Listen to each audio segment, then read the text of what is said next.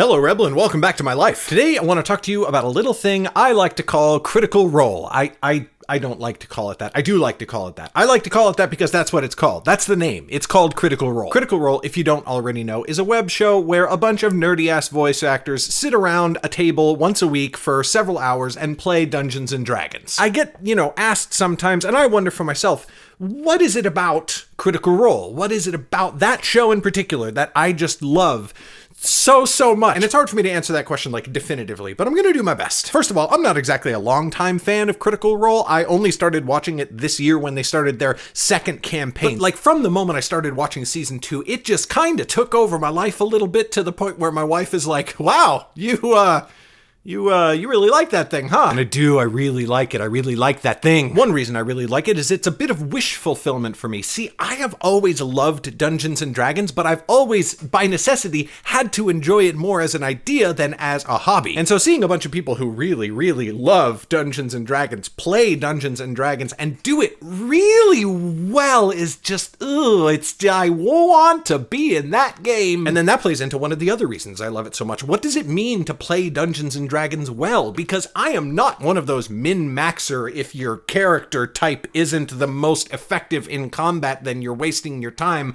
kind of Dungeons and Dragons players. I'm one of those people who is all about the roleplay. I love the roleplay, the getting into character, and designing a character that is so much more satisfying in a dramatic and storytelling sense than how much ass they can kick when it comes to fighting. And so, for example, seeing the character not get herself intentionally drunk right when she is supposed to be doing what rogues do, i.e. find and disable traps, is just, it's the greatest thing in the world. And seeing the players challenge character archetypes, for example, having a monk who is not all wisdom and deep, profound sayings and peace, but will just deck anybody who looks at her funny.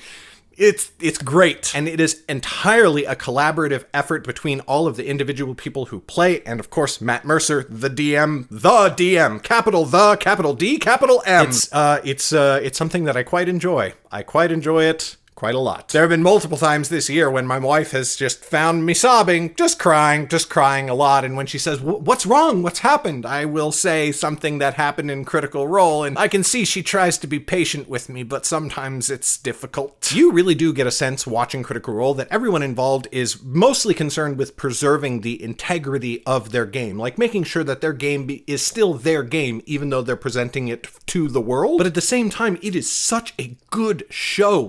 As a show, it is better at being a show about Dungeons and Dragons than I am at anything. On top of that, the people involved in Critical Role, they're just the best people. They're just wonderful. They do really awesome and important work in addition to providing a great space and a great community for people all around the internet and around the world. Megan likes playing Dungeons and Dragons with me and the kids, but it's not her thing. And so Critical Role was not really her thing either. But then I got her to sit down and watch a couple of hour-long interview with Marisha Ray, one of the actors of Critical Role. And when she was done, she just came to me and said, Marisha Ray is a wonderful person. I love her. And I said, yeah!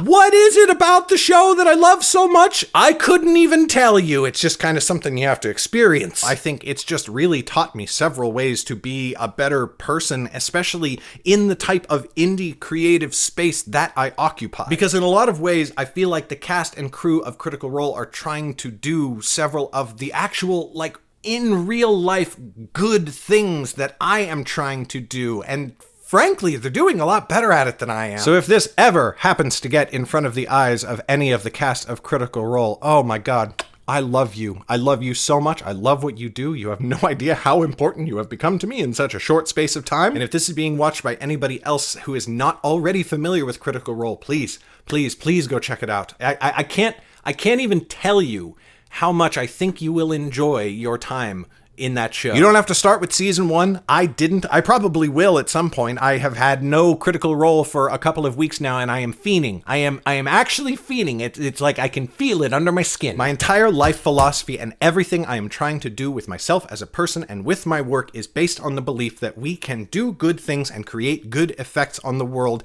despite focusing our energies on stupid, nerdy fantasy stuff. So as we round out my first year of being a critter, thank you so much to Critical Role for helping reinforce the idea that I might not be entirely wrong. That's all I've got for you today, Rebel. This video, like all videos on my channel, are supported by the wonderful patrons I have on Patreon. If you want to be one of those awesome and incredibly attractive individuals, check out my Patreon link in the description below. I will see you next Friday. Bye!